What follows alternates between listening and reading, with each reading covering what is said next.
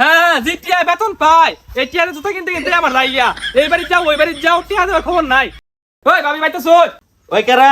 ওই ভাবি আমি কিস্তি উলা কিস্তি দিয়ে যাই। এ পাগল হয়ে গেছে গা, বনু নামে আইতেছি। আচ্ছা তাদের আয়ুন।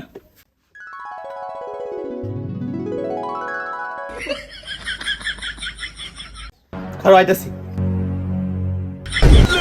কি করে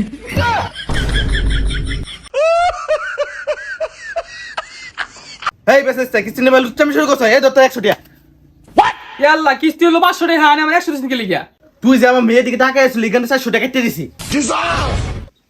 একবারে যে আফিক টাকা আইলাম এবারে যাই না চোখ মুজে কিস্তি জামু সাই এনে বাচ্চা মুগা।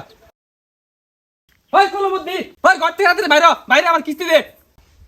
হ্যাঁ বেটা তুই শিখবাস কাজ তো বান চাপতে লাগে আরে কেন তুই চেত না প্লান মানে রক্ত গরম থামো থামো। আমি আর আমার বউ খেলতাছি আনে শিকার মাসুন ধরে খেলা দিয়ে ভাইয়া। ওই গেন্দা অনেক খেলা সময় নাই কি আমার টিয়া দেও আচ্ছা খেললো। আচ্ছা কারণ আইতাছি তাড়াতাড়ি বিজবা গুলুনতে হিলে দেব কোটো দাও দাও দাও দাও। আর কোন দিন যদি আয়ুষ খেলানো শুরু দিবার আতর বদলে হামুর হিলাই দিন। আমি আর এই চাকরি করতাম না আগামী বছর থেকে আমি খেত কামলা দিমু।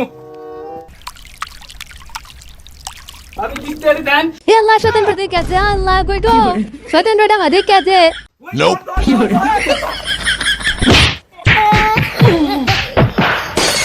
এলুচ্ছে আমার সব দিকে আছে চোখ কানে দেও